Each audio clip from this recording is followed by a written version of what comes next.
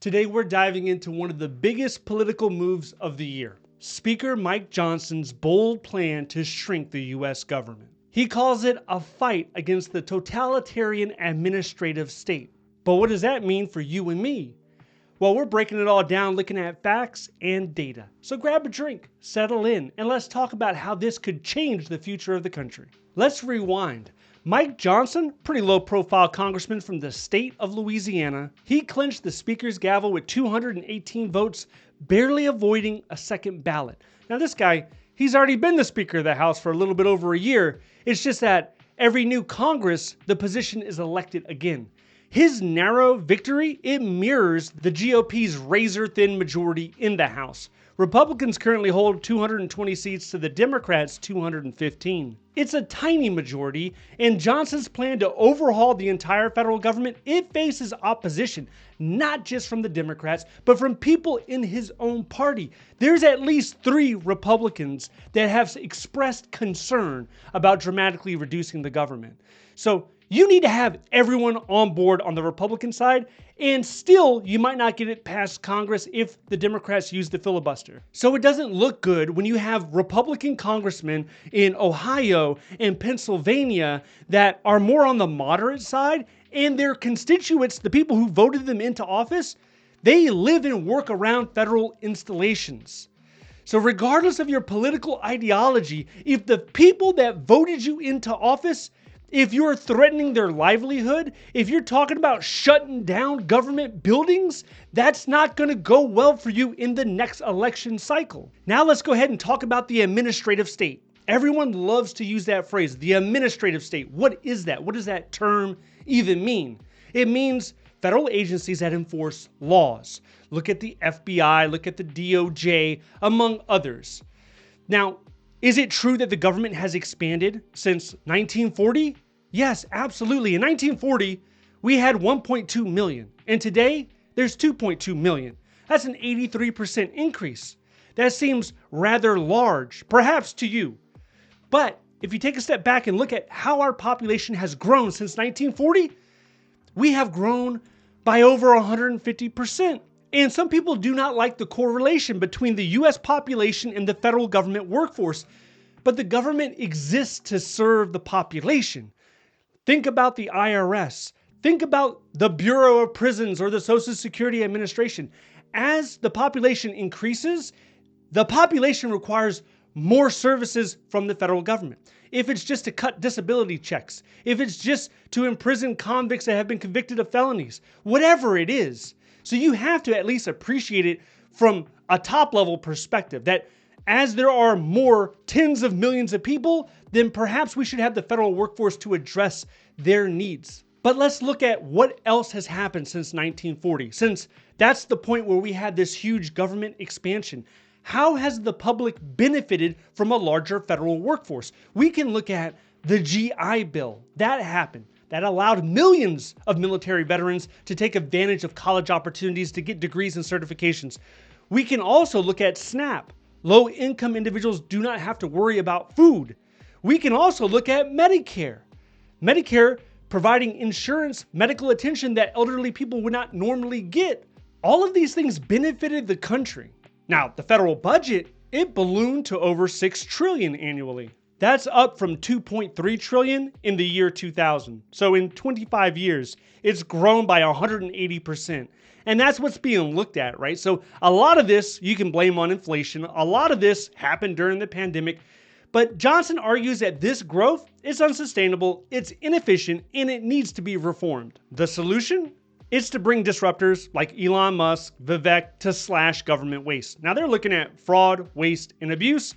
Among that, there's some clear examples that is taking place pretty much every day in the federal government. If you look at $2.4 billion spent on unused COVID supplies, $1 billion annually on outdated IT systems, and also you got $1.5 million to study the mating habits of quails on cocaine.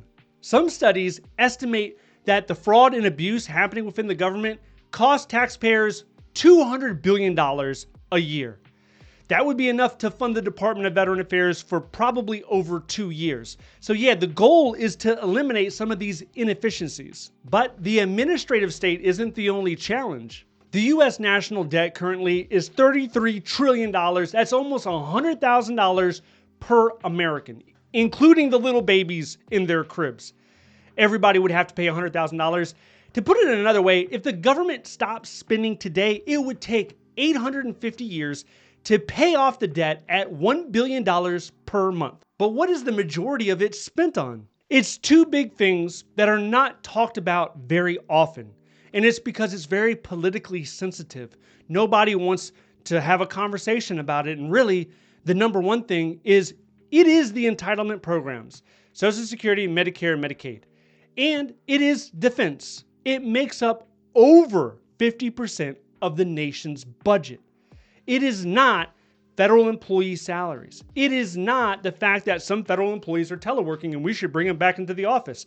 That is an emotionally charged conversation that resonates with some people, but that's not going to move the needle. If you're talking about reducing taxes and reducing the deficit, it is not the federal employee that's making $95,000 sitting in a cubicle in Washington, D.C. That's not the conversation, because you change that and it's like a needle in a haystack. It's barely moving anything. Now, the most evident risk of the GOP's plan is government shutdowns. If Johnson takes a hardline, rigid approach and he doesn't budge and he doesn't compromise, many people think he might do that. He might take that approach because you have, President Trump endorsing him. He pretty much signaled to everybody that that's the guy he wanted in order to make these big moves. So if that happens, you could be looking at a similar shutdown like the one that happened in 2017. There was a 35-day shutdown.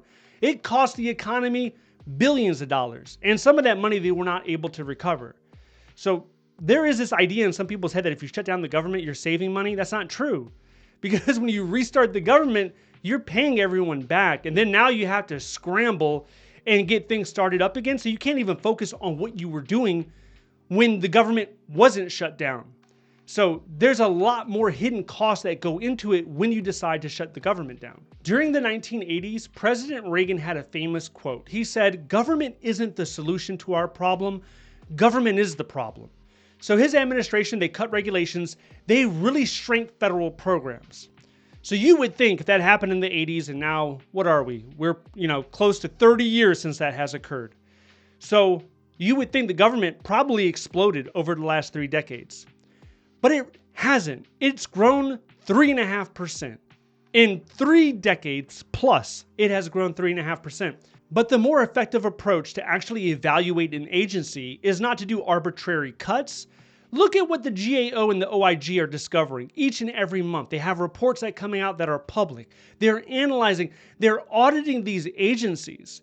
So really, DOGE is just another attempt to look at the inner workings of an agency, and it's with fresh eyes and a fresh perspective, and maybe they come up with some novel solutions, but it is not as if the government agencies are not currently under rigorous audit, because they are. And in a lot of these cases, I've participated in the audit. So more recently, Trump's 2-for-1 rule requires that agencies eliminate 2 regulations for every new one added. This, once again, sounds arbitrary. It sounds random. What if, in order to get a policy in place, they go ahead and eliminate 2, but you don't even see the effects of one of the ones that they eliminated until it's too late, until all of a sudden privacy has been breached, or this critical service is no longer offered to the public. So what exactly is Johnson proposing? Well, here's a quick list. Number 1, independent task force. And this comes down to DOGE. This is the commission in order to make government more efficient.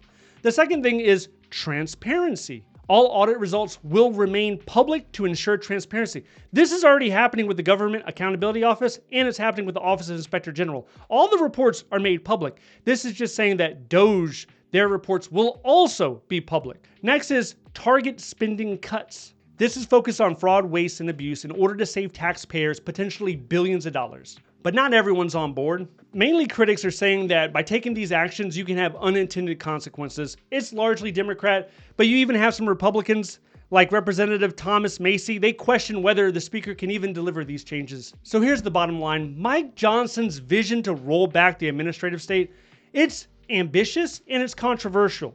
And let's say it goes well. Everything happens the way he wants it to happen. Maybe it improves government. Best case scenario. Worst case scenario, you're looking at shutdowns, economic pain, political fallout. So, unlike what some people think, the speaker cannot get everyone in line by snapping his finger. There's still negotiations. People don't want to toe the line. There's going to be a lot of drama unfolding in 2025 into 2026. So we're going to have to look at it. Next 4 years, is it going to be better or worse? What do you think? If you are interested in a federal government job, you probably have a lot of questions on your mind about the federal hiring process, about salaries, about security and stability. I did a live stream recently, answered over a dozen questions. If you're interested in that, I want you to check this video out next. If you'd like to download an example federal resume, check out the links in the description below. Thank you so much for watching. I'll see you in the next one.